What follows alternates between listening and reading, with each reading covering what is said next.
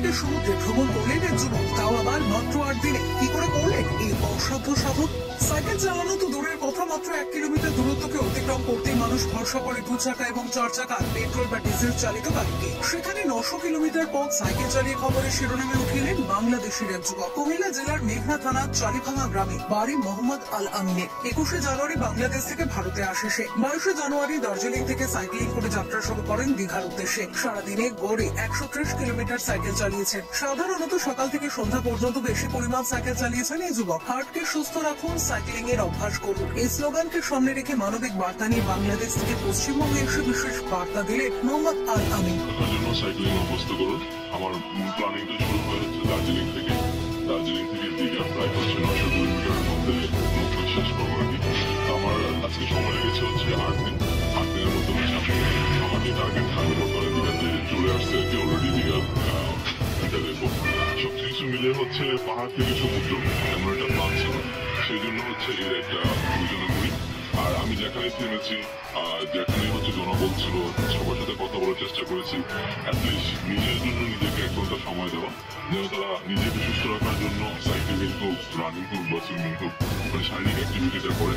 কারণ শরীর ঠিক তো দুনিয়া ঠিক, সেই অনুযায়ী আমি হচ্ছে এইভাবে প্রচার করেছি। তাছাড়াও আমি সাইকেল নিয়ে বাংলাদেশের 64 জেলা ভ্রমণ করি। বাংলাদেশের প্রতিটা জেলার ইতিহাস এবং ঐতিহ্যগুলো দেখি।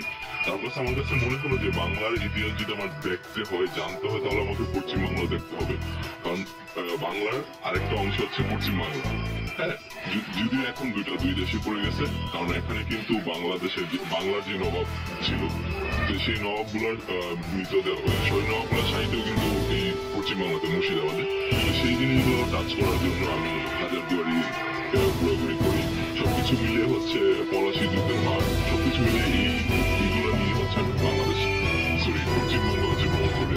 সাইকেলিং করে তিনি বাংলাদেশের 64 জেলা ভ্রমণ করেছেন। আগামী দিনে লক্ষ্য তার আয়রন ম্যান হওয়া। এদিন রামনগরে আসার পর রামনগর ব্লকের যুগ্ম সমষ্টি উন্নয়ন আধিকারিক উৎপল রায়, রামনগর পঞ্চায়েত সমিতির সদস্য দীপক সার বাংলাদেশের যুবককে সম্বর্ধনা প্রদান করে। প্রাক্তন সাংবাদিক তথা সাইক্লিং প্রেমিক শান্তনু শাহ রামনগরে মোহাম্মদ আল আমিনকে স্বাগত জানান। তিনি বলেন, আমিন ভাইয়ের সঙ্গে আমার পরিচয় ফেসবুকের মাধ্যমে।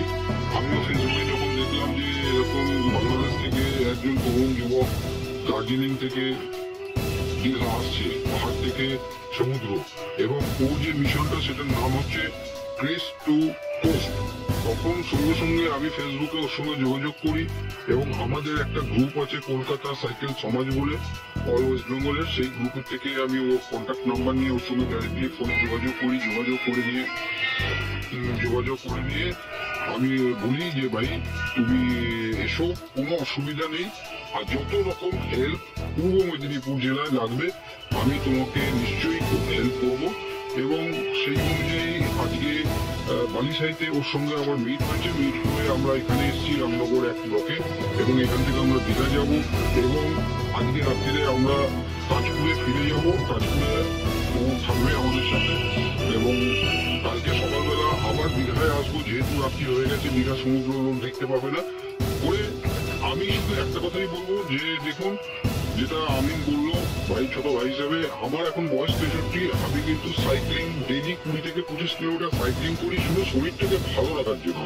এইটা একটা বড় বার্তা আমরা সমাজের, যুব সমাজের কাছে বিশেষ করে দিতে চাইছি যে দৌড়ানো, সাঁতার কাটা, সাইকেল চালানো, এতে কি হবে, শরীর কিন্তু একদম সুস্থ সবল থাকবে। আর শরীর যদি ভালো থাকে তাহলে কিন্তু মনও ভালো থাকবে। এটুকুই বললাম।